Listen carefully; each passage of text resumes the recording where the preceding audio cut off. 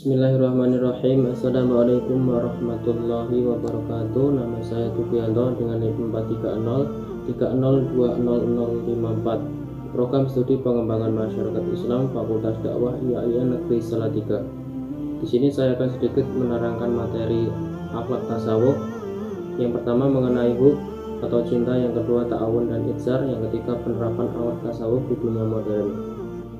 Untuk mempersingkat waktu, yang pertama yaitu pengertian hub atau cinta. Cinta dalam bahasa Arab disebut al-hub atau mahabbah yang berasal dari kalimat hiban, huban, haba yang berarti wadah. Punya makna kasih atau mengasihi. Dalam Al-Quran banyak dijumpai kata-kata al-hub atau mahabbah yang bermakna cinta.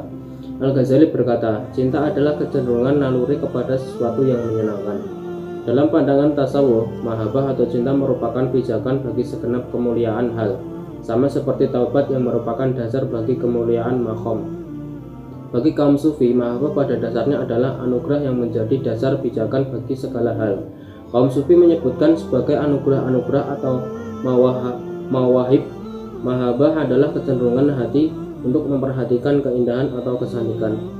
Al-mahabbah menurut At-Tusi dibedakan menjadi 3 tingkatan. Yang pertama, mahabbah orang awam, yaitu hal lahir dari kasih sayang Allah kepada mereka dan rasa kasih sayangnya kepada mereka.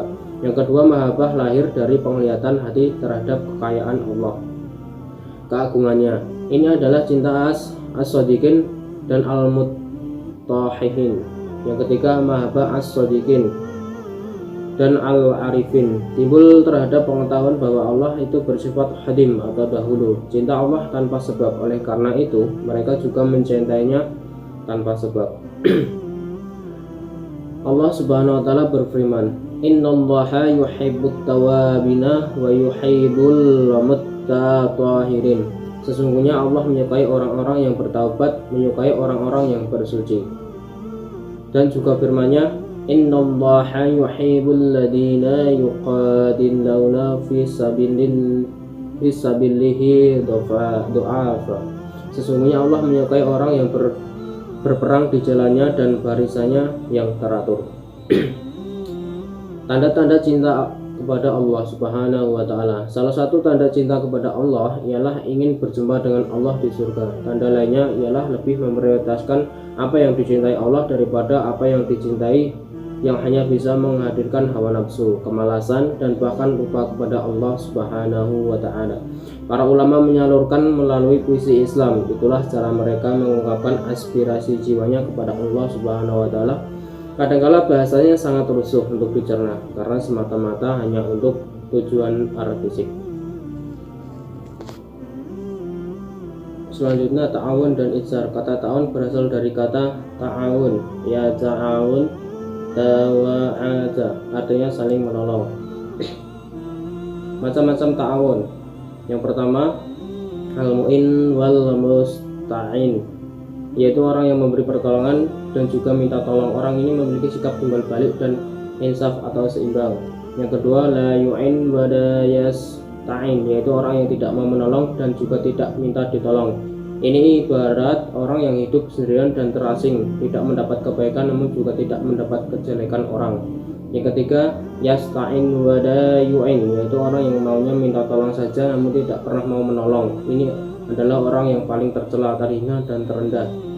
Yang keempat, yu'in wa la yasta'in, yaitu orang yang selalu menolong orang lain namun dia tidak meminta balasan pertolongan mereka. Ini merupakan orang yang paling mulia dan berhak mendapatkan pujian.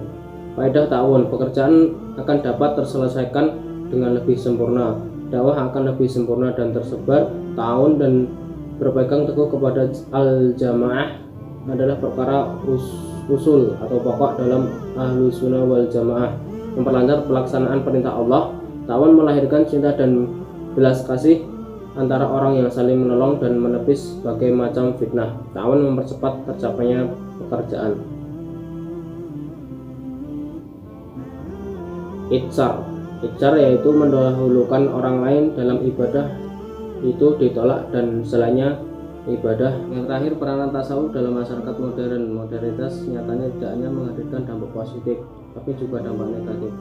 Sementara modernitas dengan niscaya terus bergerak dengan tanpa memerdulikan apa apakah di balik gerakannya terdapat bias negatif.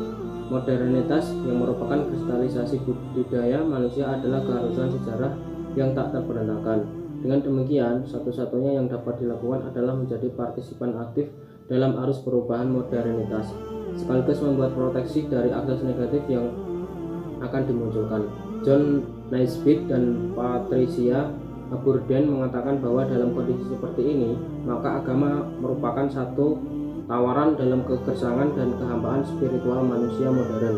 Kondisi kekinian adalah membawa orang jauh dari Tuhannya. Untuk itu, jalan untuk membawanya kembali adalah dengan menginternalkan nilai-nilai spiritual atau dalam Islam disebut tasawuf, atau membumikannya dalam kehidupan masa kini.